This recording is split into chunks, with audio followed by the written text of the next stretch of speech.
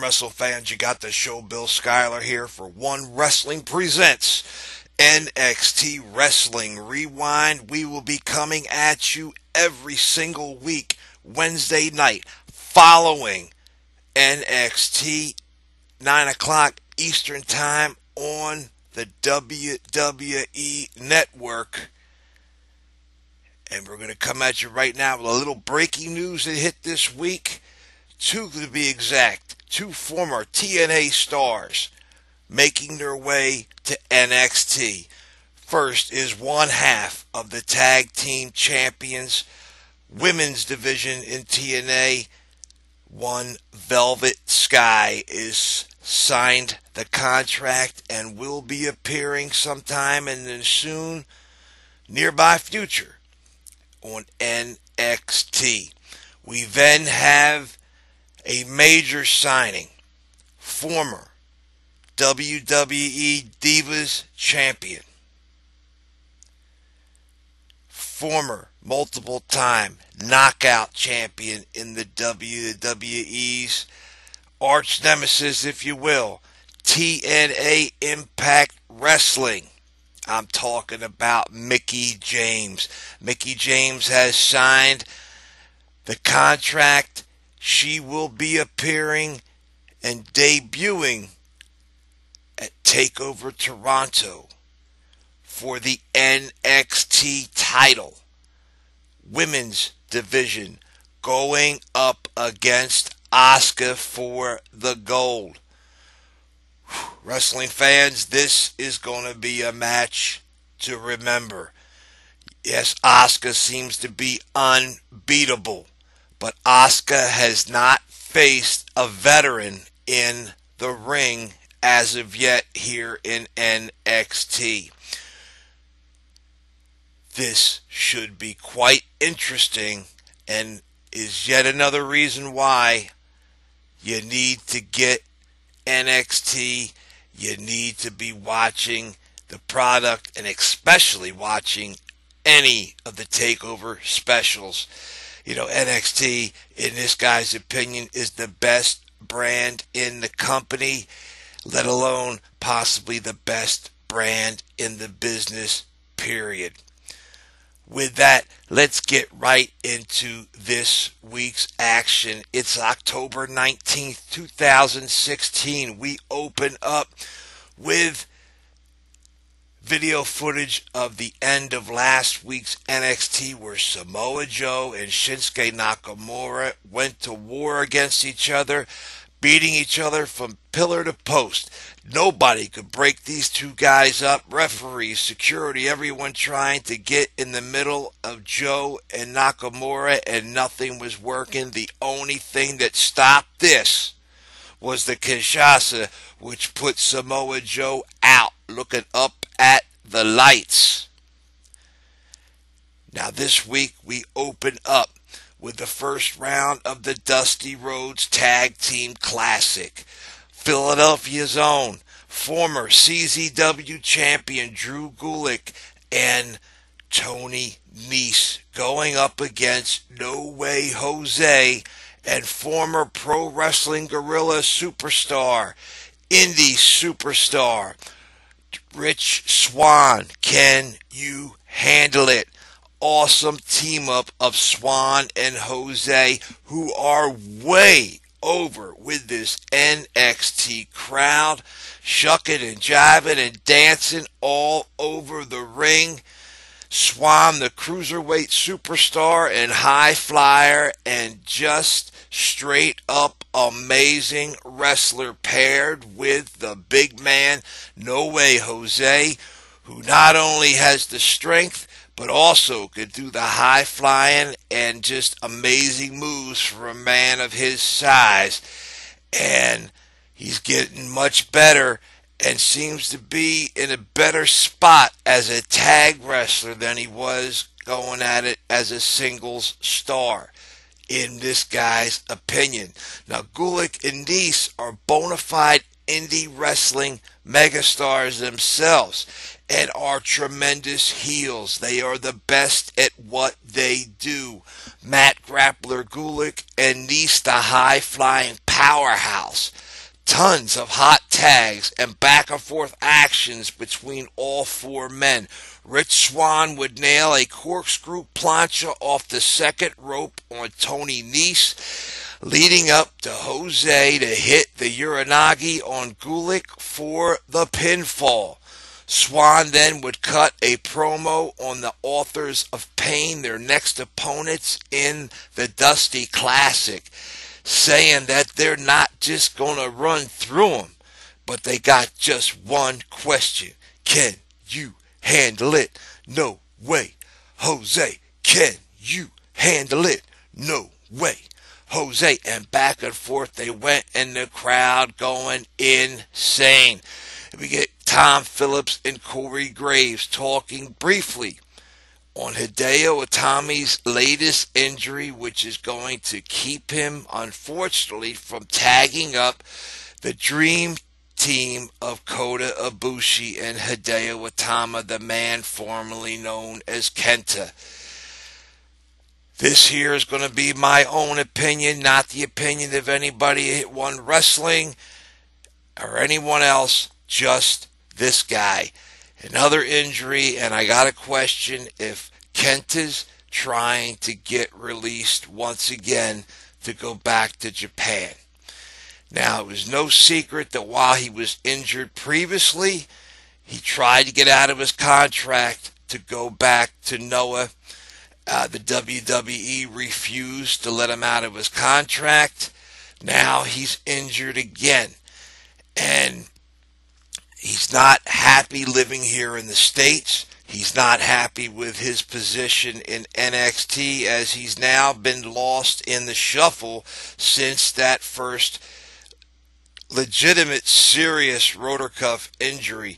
You know, he's got the likes of Shinsuke Nakamura here now, Kota Ibushi, and an entire cruiserweight division. Again, my humble opinion, Kenta does not want to be here and would like to go back and wrestle in Japan for Noah and or New Japan Pro Wrestling. Will he get out of his contract? Time will tell. Vince McMahon's been known in the past to tell a guy if not happy being here, then he'd rather not have them in the company. He wants guys that want to be there, that want to be superstars, that want to give it all in the ring and outside of the ring. And if that's not what you're here for, they'd rather let you go.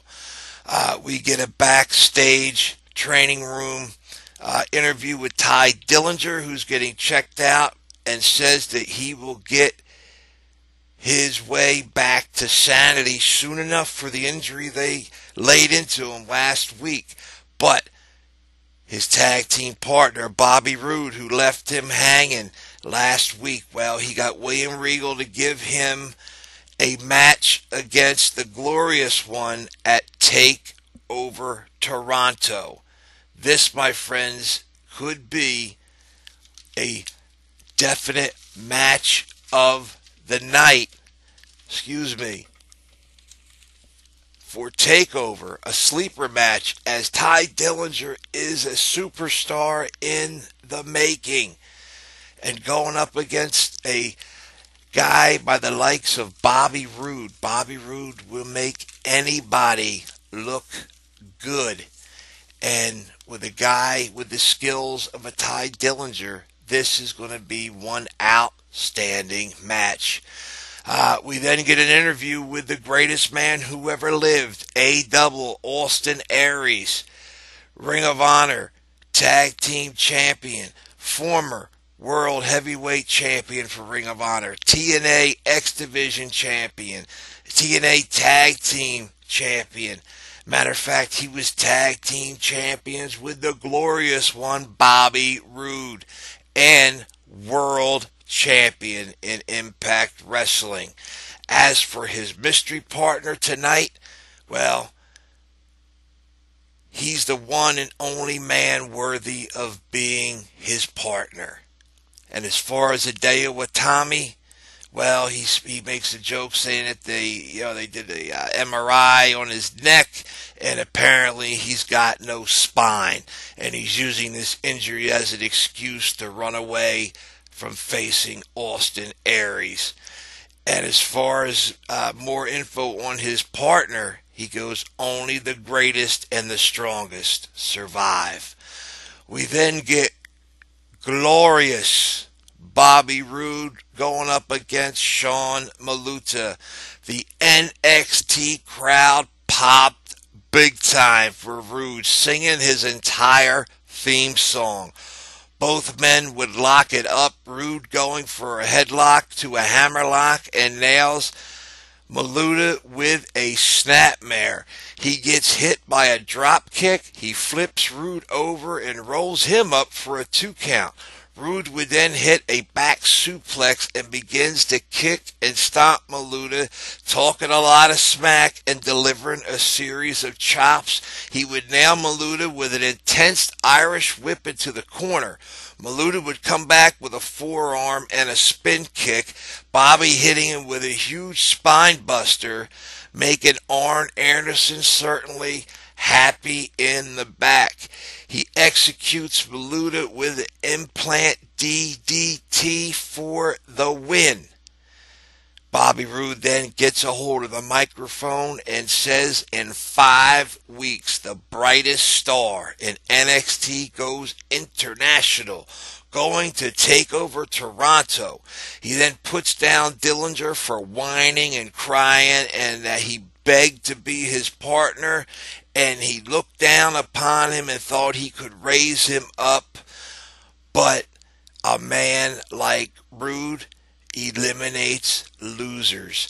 Dillinger then would run out, but Bobby Roode was on him, hitting him with kicks and pummeling the perfect 10. The crowd would then get Ty Dillinger jacked up, chanting 10, 10, 10, and he started nailing Bobby Roode, and Roode bailed out, screaming, "You don't touch me," and made his way to the back. We then had an interview segment with Liv Morgan about Billie Kay and Peyton Royce, who then ran in and beat on her, dragging her to the main stage and left her laying again. Royce and her partner putting down the entire women's division, putting them on notice, including Asuka, saying that the women's division is theirs, the title is theirs for the taking. Then we get Dusty Rhodes Classic first round, Austin Aries and his mystery partner versus OTTO, DOZOVIC, and Tucker Knight. And I know I'm saying that guy's name wrong. Sorry about that, OTTO, but it is what it is. Finally, A Double's mystery partner is revealed, and man, oh man, is this a major win for NXT.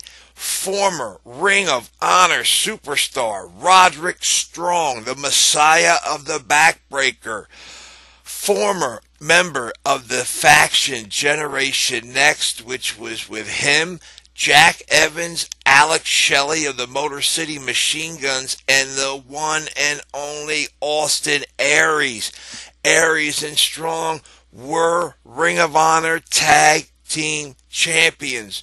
Roddy would go on to be a 2-time Ring of Honor Television Champion, Ring of Honor World Champion, making him Ring of Honor's second Triple Crown Champion ever. He would become FIP Wrestling Tag Champs with NXT's Rich Swann. And he was the Pro Wrestling Guerrilla World Champion and 3-time Tag Champion with TNA Wrestling, the Wolves, Davey Richards, WWE's Adrian Neville, and Jack Evans. Surprisingly, the crowd here was dead, but I think it had more to do with Aries and Strong's opponents than the fact of it being, Austin Aries and Strong's problem.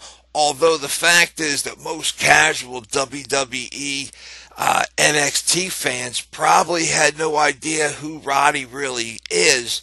And I know for a fact that social media was on fire when it was made known that Roddy not only signed with NXT, but was hooking back up with Austin Aries. And of course, Corey Graves made a big deal putting over Roddy. Thank God for Graves. He is this generation's Jesse Ventura.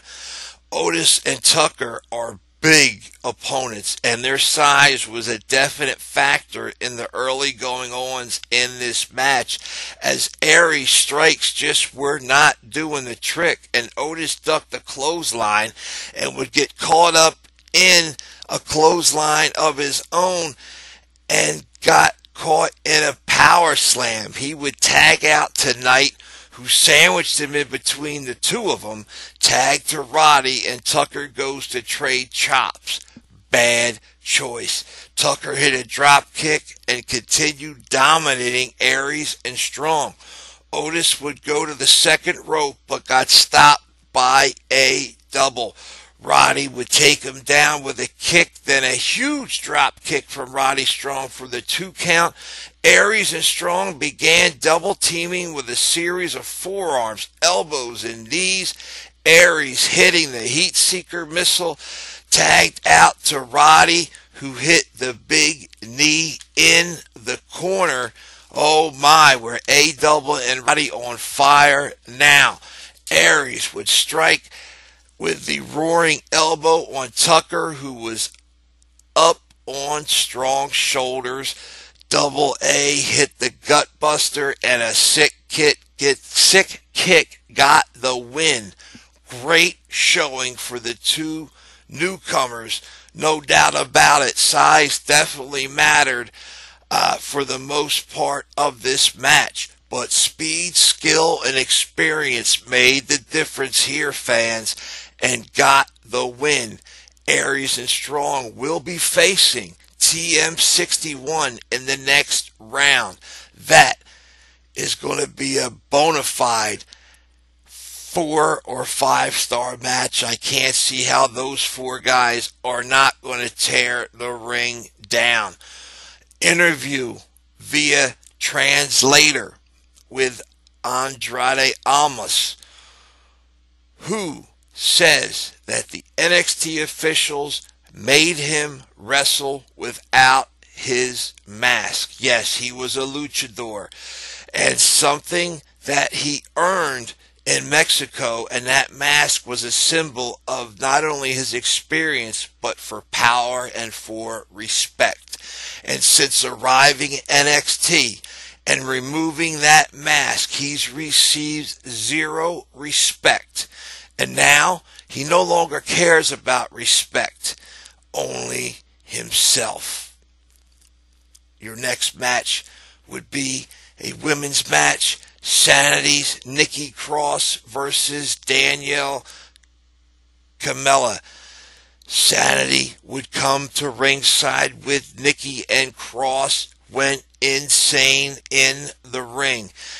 Definitely not the scientific wrestler she was in the Indies. She tears after Daniela, but is caught in a suplex, and she jumps up and screams and nails Danielle with a running knee, followed by a neck breaker. Nikki then begins to slap and bite herself before hitting a spinning fisherman suplex for the win. After the bell, Nikki Cross would continue to attack Danielle until Eric Young pulled her off. She then spun around and nailed him with a forearm and went back after Danielle, while EY began to laugh. Sawyer Fulton would wind up picking her up and carrying her away. The referee then would reverse the decision, giving the win over to Danielle, with massive boos from the crowd, and Eric Young was furious with the official for changing the decision. Whew. Next week, friends, we get DIY. You know who that is. Johnny Gargano, Tommaso Ciampa taking on Ho Ho Lun and Tian Bing in the Dusty Rhodes Tag Team Classic. plus Lince Dorado and Mustafa Ali versus Kota Ibushi and his new tag team partner, the Cruiserweight champion, T.J. Perkins. This shall be one hell of a match. Actually, both of these tag team matches are going to be off the chart, but I cannot wait to see Ibushi and Perkins going up against Dorado and Ali. We then get Shinsuke Nakamura is out, and he addresses the NXT universe. He said he is not done with Samoa Joe, and if Joe wants the title, he can come out and get it. He doesn't care about his low down, dirty tricks. He will just beat him without mercy. Unknown music starts to play, and out comes Patrick Clark, the flamboyant one in this new Prince gimmick, and he challenges Shinsuke Nakamura for the title. He says to him that basically that he wants his shot, and Shinsuke Nakamura, who after Patrick Clark gets in his face, promptly kicks Patrick Clark's head off. Samoa Joe then would make his way out to the ring and then backed off as Nakamura saw him coming. Patrick Clark got up, and bad choice as Shinsuke Nakamura would hit the Kinshasa on Patrick Clark, taking him out for the count. Samoa Joe and Shinsuke Nakamura locking eyes. This feud far from over, and this will end this week's edition of NXT Wrestling Rewind. I am the show, Bill Schuyler. You can follow me on Twitter at YouGotTheShow. You can catch all that down below. Hit that subscribe button. Hit that like button. Follow me. Follow us all on One Wrestling. Follow Bill Apter at Apter1. Follow the Big Slam Nation on Twitter at the Big Slam Nation, along with the entire crew. And with that, wrestling fans, I will see you at the matches, and I will catch you down the road.